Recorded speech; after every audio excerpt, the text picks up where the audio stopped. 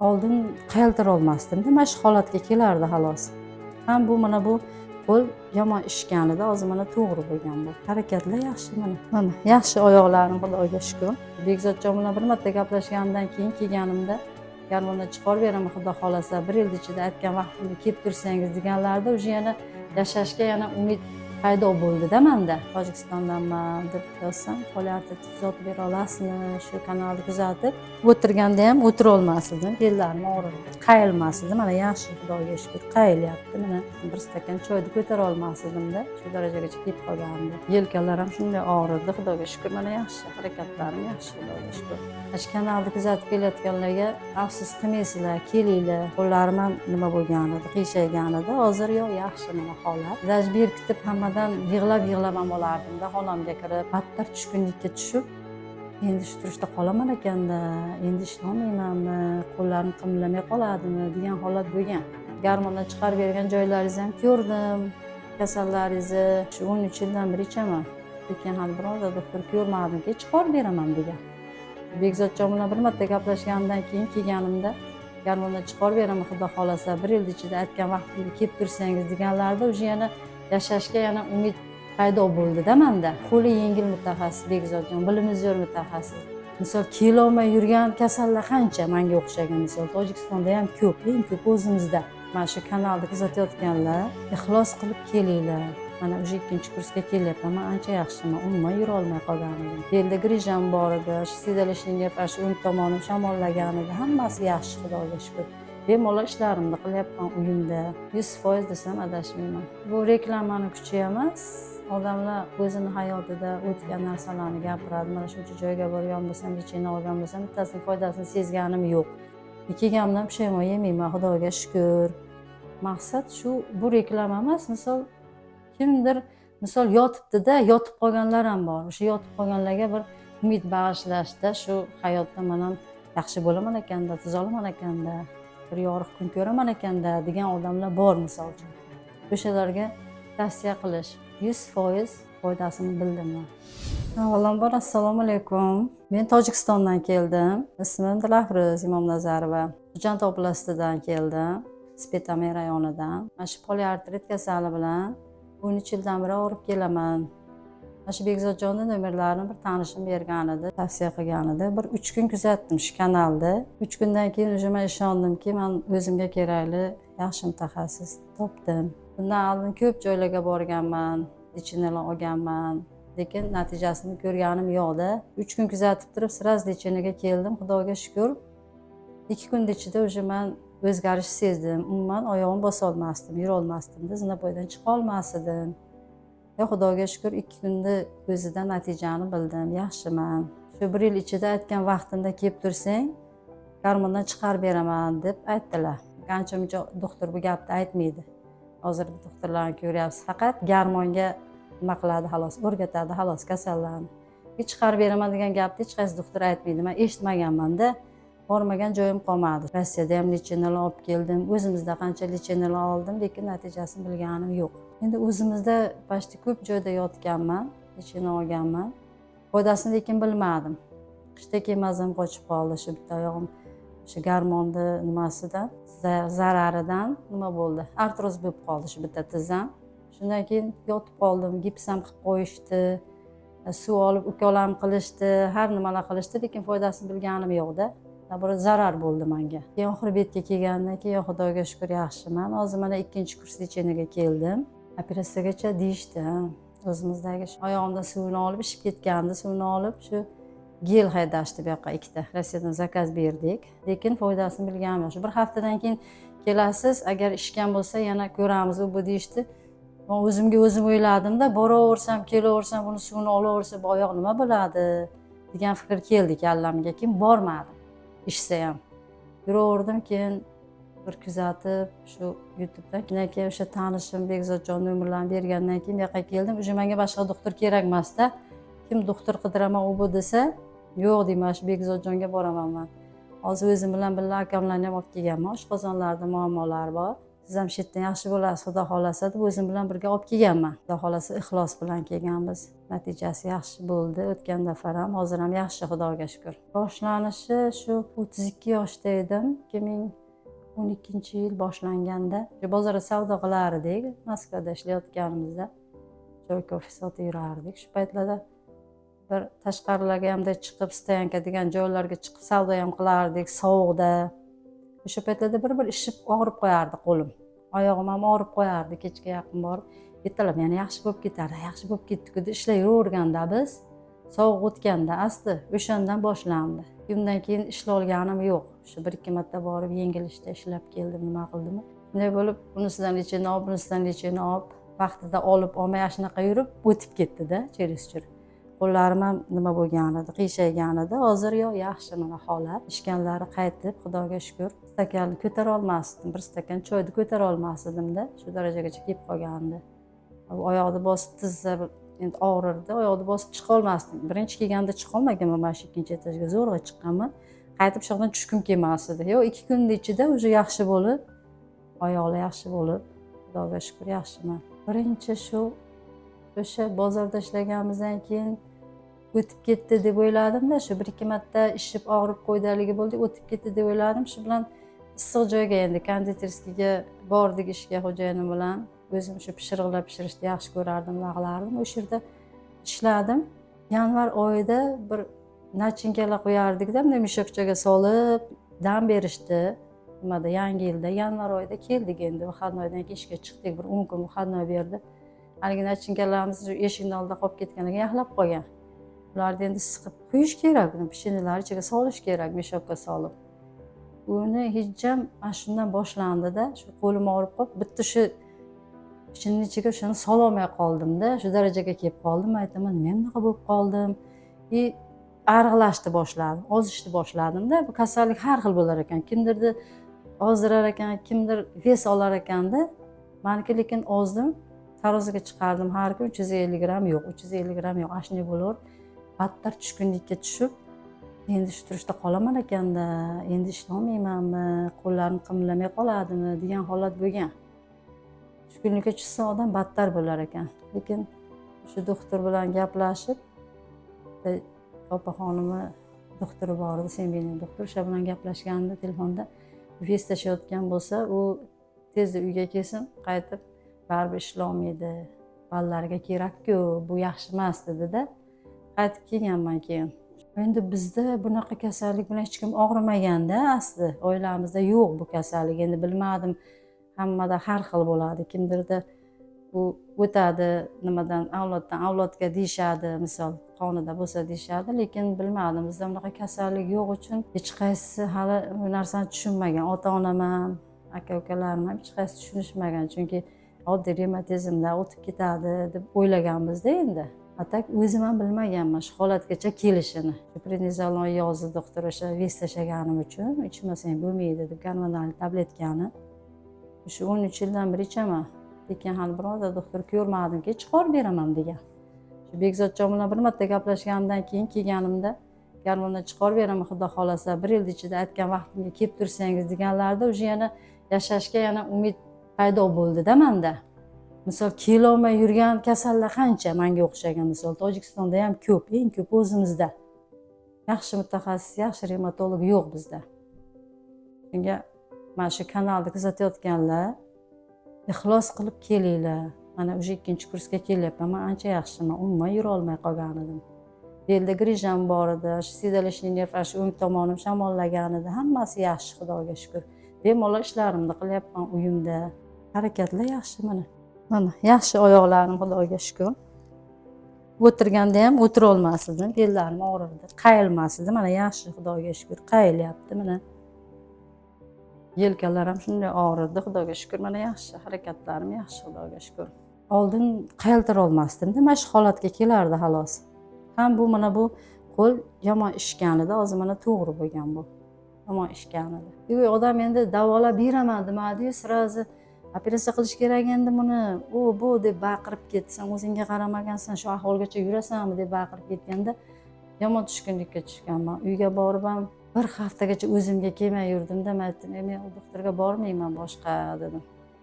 mana shunaqa dedi. Endi shu operatsiya qilsa-yu, bu operatsiyadan keyin yaxshi bo'lmasa bu oyog'im nima bo'laman? Yana bir joy bu yotib qolsam bir xillar aytadi. Endi temir qo'ygandan keyin baribir oshiqcha narsa u organizmga. Yura olmay qolsam, u bo'lsa, bu bo'lsa yomon tushkunlikka tushgandim o'shanda. Даже berkitib hammadan yig'lab ham olardim-da xonamga kirib. Lekin yo Xudoga shukr, shu YouTube'dan ko'rib shu kinezologga bordim. Yaxshi bo'ldi. Keyin endi ular prosta oyoqni o'zini haligi qilib berishdi. Qayiltirib, bunday qayiltirganda suyakning orasi ochilib, suyuq yana joyiga kirar ekan. Shu ular qilayotgan ishi. Atak bu poliartrit nimalarga ularning nimasi yo'q, foydasi yo'q lecheniyasida. Bekzodjon bilan telefon orqali gaplashmadim-u, SMS yozgan edim. Shunaqa doktor bormoqchiman lecheniyaga, Tojikistondanman deb yozsam, poliartrit tuzatib bera olasizmi? Shu kanalni kuzatib, garmondan chiqarib bergan joylaringizni ham ko'rdim, kasallaringizni. Shunga borsam, lecheniya qilib yaxshilab berasizmi degan. Ha, kelavering, xudo xolasa harakat qilaman, qo'ldan kelgancha yaxshilab berishga dedilar. Qabulga yozilib qo'ying deb nomer tashladilar. Qabulga yozilib qo'ydim. O'sha dushanba kunga 2 kun arada o'tdi xalosda. Dushanba kunga kelganman o'sha lecheniyaga. Kelganimdan pushaymon yemayman, Xudoga shukr. Keldim, mana Bekzodjon bilan gaplashdim, garmondan chiqarib beraman, yuring. Lecheniyaga kelganmisiz dedilar. Ha desam, yuring bo'lsa joylashamiz deb joylashtirdilar. Qizlar ham yaxshi, ukol qiladiganlar hammasi muomalasi yaxshi, Xudoga shukr. E'tibor yaxshi, foydasi ham yaxshi. Lecheniyalarni qo'li yengil mutaxassis Bekzodjon, bilimi zo'r mutaxassis, juda mutaxassis, zo'r mutaxassisda. Shu kanalni kuzatib kelayotganlarga afsus qilmaysizlar, kelinglar. Mana lecheniyalarni olib sog'ayishga baribir intiladi-ku hamma ham. Kimdir sababchi bo'ladi kimdirga. Bir qush lecheniya olib borganimda o'sha yaxshi o'zgarishing yaxshi, betlaring tiniqlashib, boshqacha bo'lib, ko'zlaring sal nima bo'lib, yaxshi bo'libsan. Endi yaxshi doktor topsan deb xursand bo'ldilar dadamlar. 100% desam adashmayman. Chunki aytdimki, umuman oyog'im bosa olmas edim. Bunaqa yurishlar, harakat qilishlar, bir stakan choy ko'tara olmas edim. Hozir bemalol choy damlab kelyapman, choynakka misol. Endi u 3 kilodan oshiq yuk ko'tarmash kerak, baribir grija nima haligini baribir ayollar qiladi. Uy ishini qilmay iloji yo'q, uyda qilyapman uy ishlarini. 100% desam adashmayman. Shifo istab yurganlar, mana shu kanalni kuzatinglar, kelinglar. Afsuslanmaysizlar hech ham. Endi bu reklamani kuchi emas.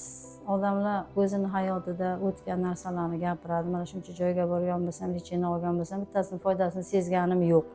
Agar foydasi bo'lsa-ki, ular ham mana shunday qilib chiqarardi. Olib reklama qilibda. Reklamadan maqsad nima?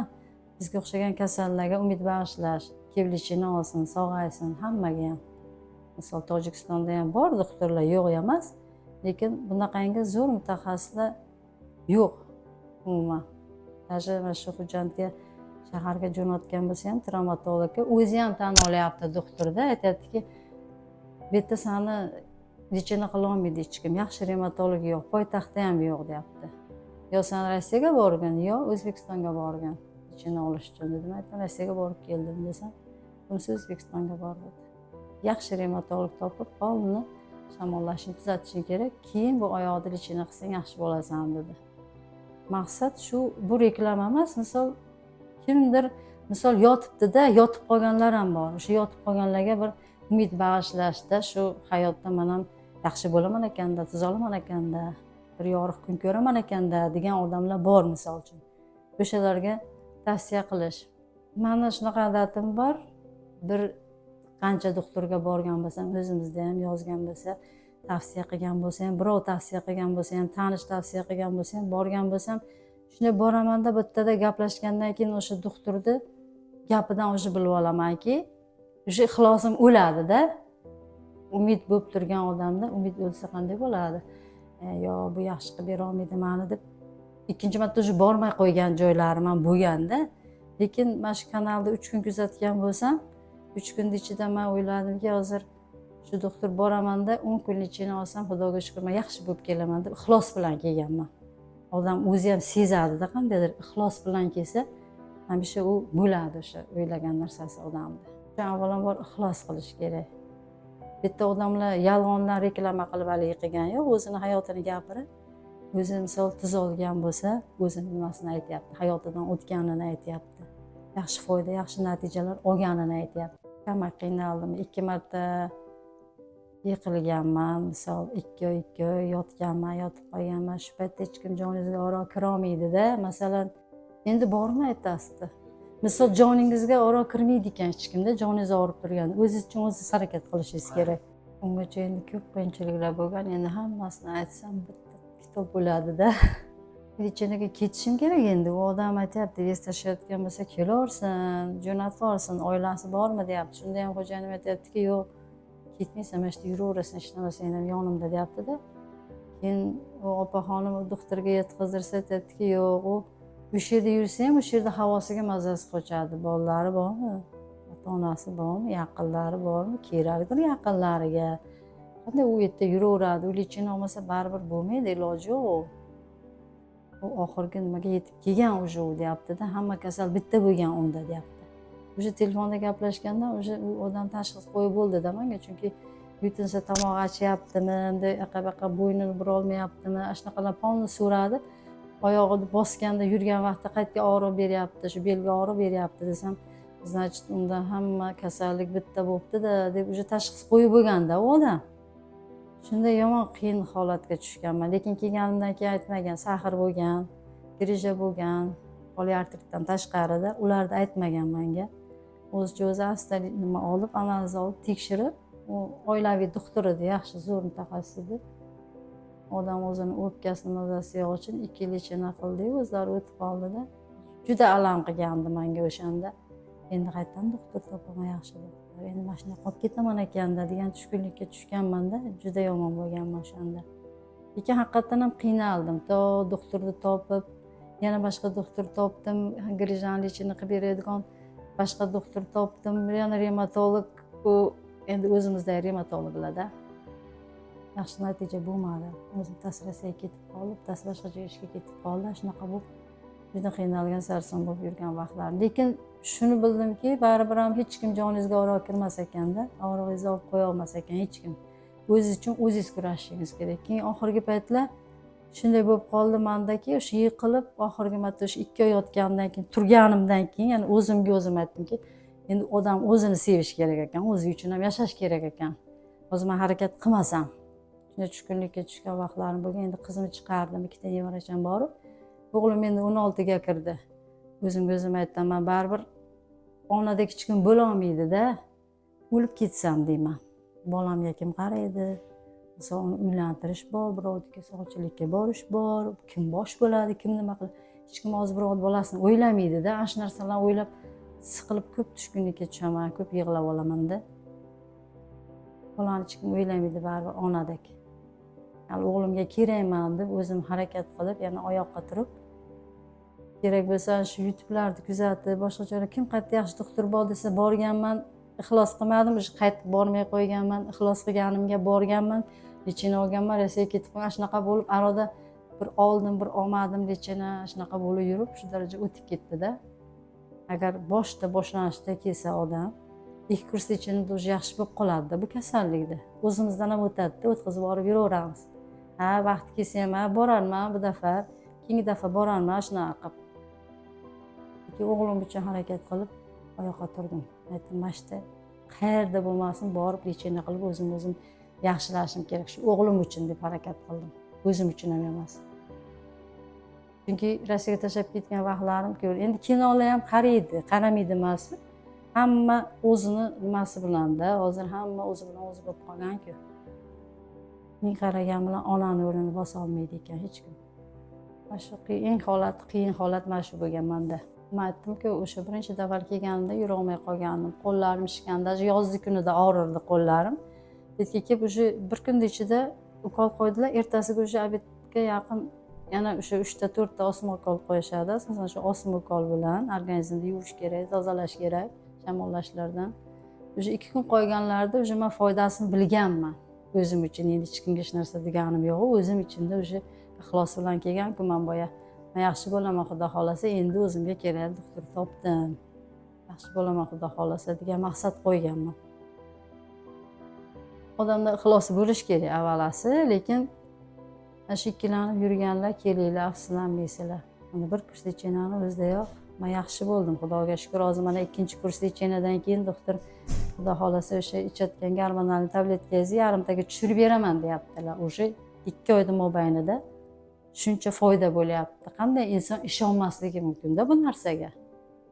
Ko'rib turganlar, kuzatib turganlar qanday ishonmasligi mumkin? Men masalan 2 kun kuzatdim. 3-kun уже men yetib keldim-da. Xudoga shukur, yomon natija olganim yo'q. 100% foydasini bildim men. Ikkilanib yurganlar umid qilib baribir keladi-ku, umid bilan, ishonch bilan, ixlos bilan kelaveringlar.